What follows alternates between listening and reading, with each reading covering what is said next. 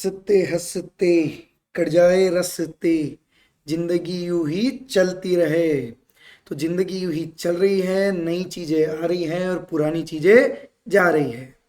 तो चलिए हम भी कुछ अब नई चीजों के ऊपर थोड़ा बहुत हम अपना नॉलेज बढ़ा लेते हैं। देखते हैं इंस्टीट्यूट ने जो फ्रिक्वेंटली आस्क्ड क्वेश्चंस हमें दिए हैं about the confusions related with the new course, old course, जो भी चीज़ें दिए उनके ऊपर हमें आंसर क्या दिया गया है। तो हम चलते हैं डिस्कशन की ओर, देखते हैं क्या है।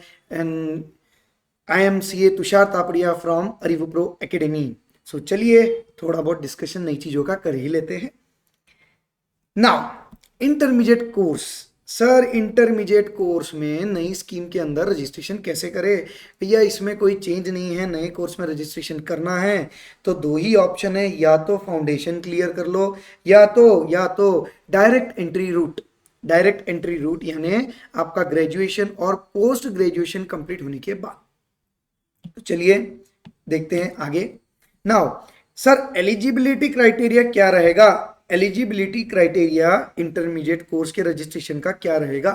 अगर अगर मैंने फाउंडेशन रूट चुना है तो, अगर आपने फाउंडेशन रूट चुना है तो 12th के बोर्ड एग्जामिनेशन के बाद में जो फाउंडेशन का एग्जामिनेशन आएगा उसे क्लियर कर लीजिए, आप फिर इंटरमीडिएट के लिए एलिजिबल हो जाएंगे। सर अगर हम डायरेक्ट एंट्री रूट चूज करें तो, डायरेक्ट एंट्री रूट चूज करोगे तो या तो आपका ग्रेजुएशन या पोस्ट ग्रेजुएशन अगर है और कॉमर्स में अगर है sir BCom, MCom etcetera etcetera, तो आपको मिनिमम 55% मार्क्स लाने पड़ेंगे, तो ही आप इंटरमीडिएट के लिए एलिजिबल रहेंगे। सर क्या अगर हम कॉमर्स में नहीं हैं? अगर आप कॉमर्स में नहीं हैं तो भी आप सीए कोर्स में आ सकते हैं, लेकिन आपका ग्रेजुएशन और पोस्ट ग्रेजुएशन में स्कोर मिनिमम 60% का होना ही चाहिए, तो ही आप फाउंडेशन तो ही आप इंटरमीडिएट कोर्स में रजिस्ट्रेशन ले सकते हो। यस सर, और कोई रूट है? तो हमने डिस्कस किया दो रूट के बारे में, फाउंडेशन और डायरेक्ट एंट्री। डायरेक्ट एंट्री में हमने डिस्कशन किया दो रूट के बारे में, एक तो ग्रेजुएशन और पोस्ट ग्रेजुएशन इन कॉमर्स, और ग्रेजुएशन और post graduation in other than commerce.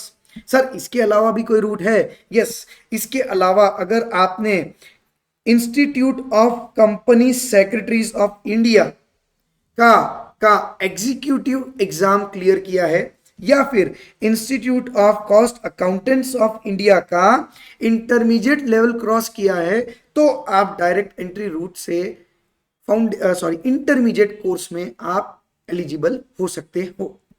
Yes.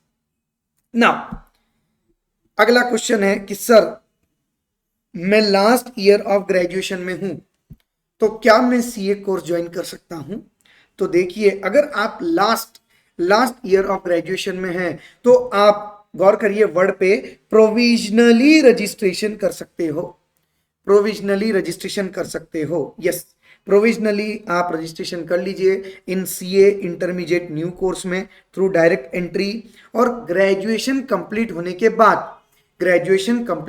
बाद, जो मिनिमम क्राइटेरिया है 55% 60% का, वो अगर फुलफिल हो जाता है तो ही आप इंटरमीडिएट की एग्जामिनेशन दे सकते हो।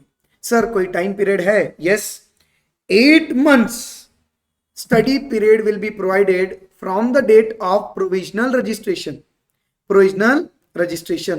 यानी सर ऐसा नहीं कि मेरा एग्जाम का मार्कशीट आने के बाद 8 महीने नहीं, आपने जब प्रोविजनल रजिस्ट्रेशन कर लिया है उसके 8 महीने के बाद आप एग्जामिनेशन को अपीयर हो सकते हो, सब्जेक्ट टू कंडीशन आपको अपना ग्रेजुएशन का मार्कशीट इंस्टीट्यूट को सबमिट करना पड़ेगा before the examination. Yes, sir, again, I have been provisionally registered for the intermediate course through direct entry. My graduation result is awaited. अभी अभी मैंने सेम चीज बताई है कि अगर आप प्रोविजनली रजिस्ट्रेशन कर ले रहे हो बिफोर योर रिजल्ट तो डेट ऑफ प्रोविजनल रजिस्ट्रेशन से 8 महीने का आपको स्टडी पीरियड दिया जाएगा। उसके बाद में जो भी एग्जामिनेशन आ रहा है आइदर इट इज मई और नवंबर आप दे सकते हो। Yes, but sir one condition, exam देने से पहले पहले आपका मार्कशीट आ जाना चाहिए। सो जब आपका ग्रेजुएशन का रिजल्ट आएगा उसका मार्कशीट आपको सबमिट करना है तो ही अटेम्प्ट आप दे पाओगे। Yes, now again proceeding further.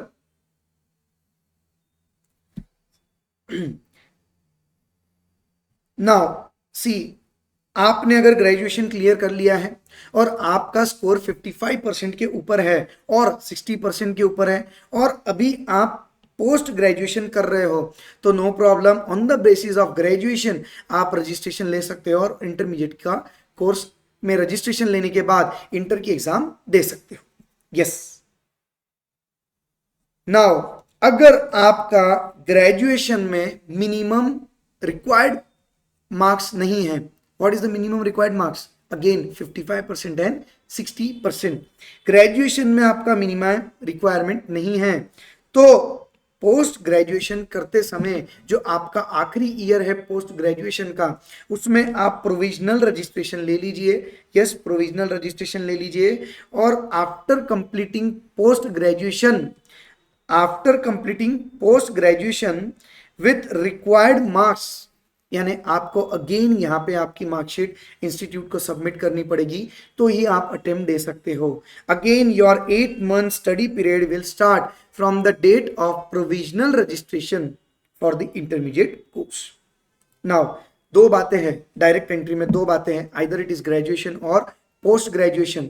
दो बातों का आपको ख्याल रखना है, दो बातें मैं बता देता हूं।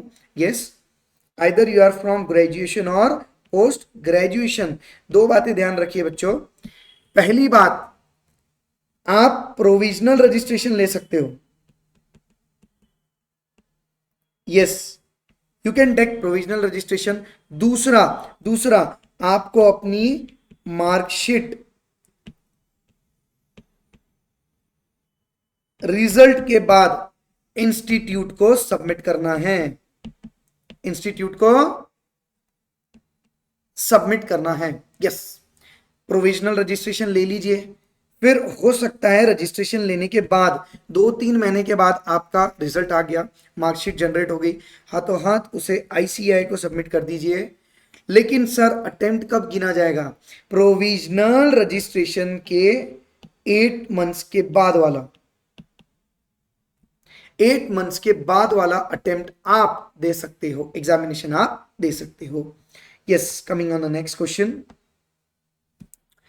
I have registered provisionally for the intermediate course through direct entry route. When will my registration be confirmed? Yes, आपका रजिस्ट्रेशन तो कंफर्म हो गया है। सवाल यह है कि रजिस्ट्रेशन कंफर्म हो गया है प्रोविजनली, अब आप एग्जामिनेशन देने के पहले आपको मार्कशीट सबमिट करना है तो उसका टाइम पीरियड कितना है? अगर आपका मार्कशीट आपको मिल चुका है, आपका रिजल्ट, चाहे आप पोस्ट ग्रेजुएशन में हो या ग्रेजुएशन में हो, आपका रिजल्ट अगर आ चुका है तो आपको टाइम दिया जाएगा 6 महीने का। within 6 month from the date of your result of the examination of graduation or post graduation, you can submit your declaration or mark sheet or result to the ICAI. yes, आप institute को 6 महीने के अंदर submit कर दो। जैसे ही submit करोगे उसके बाद का जो भी एलिजिबल अटेम्प्ट है वो आपको मिल जाएगा। Now again, what is the cut off date of registration? अगर आप मई अटेम्प्ट देना चाहते हो तो आपको सितंबर के पहले रजिस्ट्रेशन करना पड़ेगा। फॉर एग्जांपल आईसीआई ने दिया है कि आपको अगर मई 2024 की एग्जाम देना है सीए इंटर की तो आपका last date of registration for that attempt रहेगा 1 सितंबर 2023। उसके पहले अगर आपने रजिस्ट्रेशन कर लिया तो आप दे पाओगे मई 2024, अदरवाइज नहीं। सर अदरवाइज अगर सितंबर के बाद में रजिस्ट्रेशन कर रहे हो तो नवंबर 24 का एग्जामिनेशन दे पाओगे, लेकिन उसके लिए भी आपका रजिस्ट्रेशन हो जाना चाहिए 1 मार्च 2024 के पहले। सो अगर मई 2024 देना है तो सितंबर 2023 के पहले रजिस्ट्रेशन कर लो, और नवंबर 2024 देना है तो मार्च 2024 के पहले रजिस्ट्रेशन कर लो, तो आपको अटेम्प्ट मिल जाएगा। सर इंटरमीडिएट कोर्स की फीस क्या है? Again the intermediate course fees 18,000 rupees and this is inclusive only for the registration and material, other fees okay. For your examination the fees are different. What will be the student registered to direct entry route get prospectus for CA course? Yes, आप एक बार registration ले लीजिए, आपको prospectus मिल जाएगा, email आ जाएगा, registration number मिल जाएगा। उसके बाद में बुक्स आप या तो BOS नॉलेज पोर्टल पे जाके PDF डाउनलोड कर लीजिए या तो CDS पे जाके ऑर्डर कर लीजिए, आपके घर पे आ जाएगी। सर मुझे एक ग्रुप ही देना है तो क्या मैं एक ग्रुप के लिए रजिस्ट्रेशन ले लूं? ऐसा नहीं चलेगा। चाहे एक ग्रुप देना है या बोथ ग्रुप देना है, रजिस्ट्रेशन तो आपको बोथ ग्रुप का ही करवाना पड़ेगा। चाहे आप एक ग्रुप ऑप्ट करो या बोथ, रजिस्ट्रेशन आपको बोथ ग्रुप के लिए करवाना पड़ेगा। Yes. Now sir what about the subjects? New course के सब्जेक्ट जानने से पहले आ जाइए, थोड़ी पुरानी यादें ताजा कर लेते हैं। ओल्ड कोर्स में क्या था? ओल्ड कोर्स में क्या था? ओल्ड कोर्स में टोटल 8 सब्जेक्ट्स थे। टोटल 8 सब्जेक्ट थे। देखिए, ग्रुप 1 में 4, ग्रुप 2 में 4। Now paper 1 accounting, paper 2 corporate and other loss, paper 3 cost and management accounting, paper 4 taxation. This 4 paper contributed for group 1। यह रहता था group 1। Now again paper number 5 advance accounting, paper number 6 audit and assurance, paper number 7 enterprise information system and strategic management, जिसको हम प्यार से कहते थे EISSM, और paper number 8 FM financial management and economics for finance यानी FMECO। ये 4 subject मिलके होता था ग्रुप 2। तो पहले ये कहानी थी, आइदर ग्रुप 1 और ग्रुप 2 कोई भी एक ग्रुप क्लियर करने के बाद आप आर्टिकलशिप कर सकते थे। लेकिन देखते हैं नया स्कीम क्या कहता है। नाउ सर ओल्ड स्कीम में तो 8 सब्जेक्ट थे, नए स्कीम में तो टोटल 6 सब्जेक्ट है। ओल्ड स्कीम में एक ग्रुप में 4 हुआ करते थे, नाउ नए स्कीम में एक ग्रुप में 3 सब्जेक्ट है। ग्रुप नंबर 1 अकाउंटिंग बदल के हो गया एडवांस अकाउंटिंग, लॉ का नाम वही है, टैक्सेशन का नाम वही है, कॉर्पोरेट एंड अदर लॉस और टैक्सेशन में 2 सेक्शन थे A और B। इसमें से DT डायरेक्ट टैक्सेस हुआ करता था 6 मार्क्स का और इनडायरेक्ट टैक्सेस हुआ करता था 40 मार्क्स का। अभी क्या है सर, अभी चाहे वो इनकम टैक्स हो या GST हो, इट मींस डायरेक्ट टैक्स हो या इनडायरेक्ट टैक्स हो, दोनों 50 मार्क के हैं, दोनों 50 मार्क के हैं। सो ये 3 सब्जेक्ट मिला के बन गया ग्रुप 1। तो ग्रुप 1 में अब क्या रह गया? Advance accounting, corporate and other laws और taxation having income tax and GST both. Now group 2 में है सबसे पहला paper costing and management accounting, दूसरा है ऑडिटिंग एंड इथिक्स, तीसरा है financial management and strategic management. ये 3 मिला के हो गया आपका ग्रुप 2। नाउ एक और चेंज है, will discuss that further. Yes sir, ये स्टडी मटेरियल कहाँ से ले? अगेन अगर आपका रजिस्ट्रेशन हो चुका है तो CDS पे जाके ऑर्डर कर दीजिए, और CDS से ऑलरेडी ऑर्डर है तो कोई बात नहीं, आपको अगर अर्ली होना है या न्यू अपडेटेड होना है तो आप BOS नॉलेज पोर्टल पे जा सकते हैं। यस, सिलेबस भी BOS नॉलेज पोर्टल पे जा सकते हो। नाउ एक बहुत ही प्यारा अमेंडमेंट और बहुत ही फेवरेबल अमेंडमेंट हुआ है in the new course, change हुआ है न्यू कोर्स में। देखते हैं सर, पहले ऐसा हुआ करता था कि इंटरमीडिएट में कोई भी subject they low, her subject में MCQ नहीं होता था। गिने चुने कुछ सब्जेक्ट थे जिसमें 30% MCQ और 70% डिस्क्रिप्टिव पेपर हुआ करता था। Now under the new course आपको ऑल सब्जेक्ट में 30% सिलेबस रहेगा MCQ का, और 70% जो रिमेनिंग सिलेबस रहेगा वो रहेगा डिस्क्रिप्टिव क्वेश्चन का in all the 6 papers of the intermediate examination. Now sir बहुत ही अच्छी बात है, अब हर एग्जाम में आपको 30 मार्क्स के एमसीक्यू हो गए और 70 मार्क्स के आपको रहेंगे क्वेश्चंस जो आपको लिखने होंगे। यस सर, निगेटिव मार्किंग रहेगी क्या जैसे फाउंडेशन में है? नहीं, यहां पे कोई एमसीक्यू में निगेटिव मार्किंग नहीं रहेंगी। Sir next question, passing criteria क्या है? Again for the passing criteria I will tell you, each paper minimum passing percentage should be 40%। 100 में से 40 मार्क हर पेपर में मिनिमम लाने हैं और in aggregate for a group आपको 50% for each group in aggregate marks score करना पड़ेगा। For example group number 1 is of 300 marks, तो आपको मिनिमम 150 स्कोर करना पड़ेगा और उस 150 में मिनिमम ईच सब्जेक्ट आपका मिनिमम 40 होना चाहिए और इन एग्रीगेट 150 होना चाहिए, तो ही आप इंटरमीडिएट ग्रुप्स में पास माने जाओगे। Yes yes. After that, what is the criteria of securing exemption in paper? Same criteria, 60% marks अगर आ गए तो आपको एग्जामेशन मिल गया।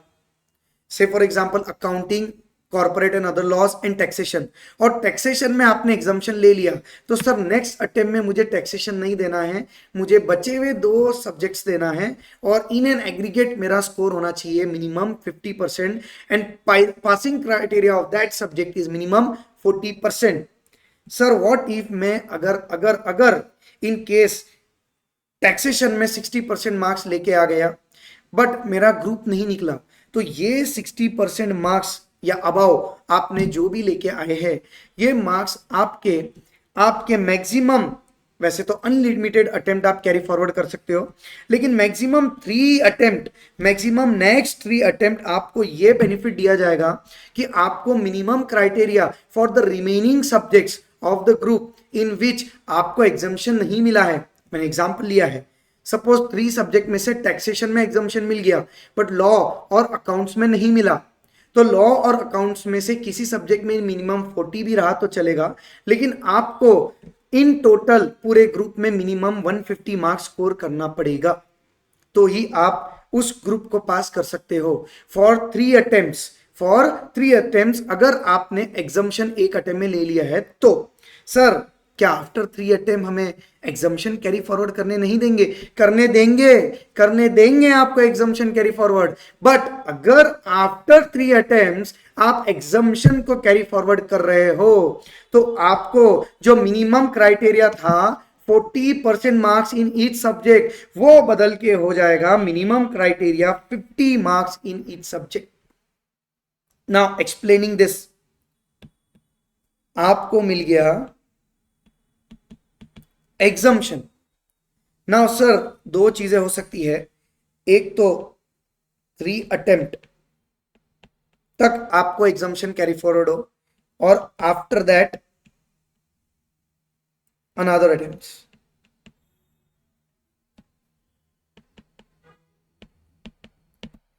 से फॉर एग्जाम्पल आपका टैक्सेशन में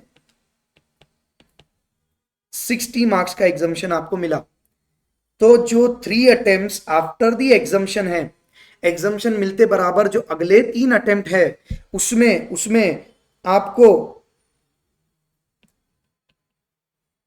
अकाउंट्स, लॉ, जो corporate law and other laws और एडवांस अकाउंटिंग का जो सब्जेक्ट है, इन दोनों के अंदर मिनिमम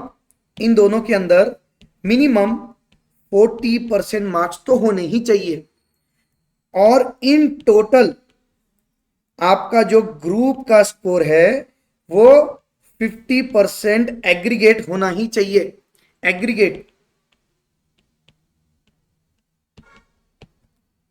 50% एग्रीगेट आपका होना ही चाहिए और इन 2 सब्जेक्ट में पासिंग क्राइटेरिया रहेगा मिनिमम 40% का। सर क्या अगर हमने एग्जाम्पशन 3 अटेम्प्ट होने के बाद में आगे और कैरी फॉरवर्ड किया तो क्या होगा? सर अगेन यहां पे बाकी रह गए पेपर अकाउंट्स और law.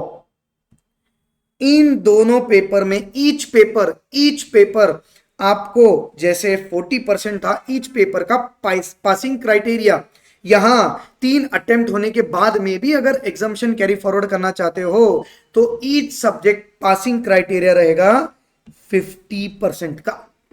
Each subject passing criteria रहेगा 50% का। एंड इन टोटल आपका जो एग्रीगेट 50% का जो क्राइटेरिया है वो तो रहेगा ही। एग्रीगेट 50% का जो क्राइटेरिया है वो रहेगा ही। लेकिन सर अगर 3 अटेम्प्ट होने के बाद में भी अगर हम पास नहीं हो पाए और टैक्स सब्जेक्ट का exemption, for example I taken tax subject का एग्जाम्शन कैरी फॉरवर्ड करना है 3 अटेम्प्ट के बाद भी, तो सर मिनिमम 40 की जगह अब मिनिमम 50% का पासिंग क्राइटेरिया रहेगा ईच सब्जेक्ट का। So after this, yes sir हमारा रजिस्ट्रेशन कितने साल वैलिड रहेगा? 5 साल। From the date you are registered under the intermediate course 5 साल वैलिड रहेगा। और सर 5 साल के बाद आप रीवैलिडेशन करवा सकते हो 400 रुपए भर के और आगे आने वाले 5 सालों के लिए। ये रीवैलिडेशन फाउंडेशन वालों को नहीं दिया गया है, इंटर वालों को यहाँ पे दिया गया है। सो ऐसा हमने जितने भी डिस्कशन है, जितने भी फ्रिक्वेंटली आस्क्ड क्वेश्चन जो आईसीआई को लगता है ये क्वेश्चंस जरूर पब्लिक करेगी, जरूर बच्चे करेंगे, तो उनका आंसर जो इंस्टीट्यूट ने हमें दिया है इस पीडीएफ में हमने वो डिस्कस कर लिया है। Thank you very much. ये सारे हो सकता है डिस्कशन आपको बहुत ज्यादा हेल्प करें। Thank you very much.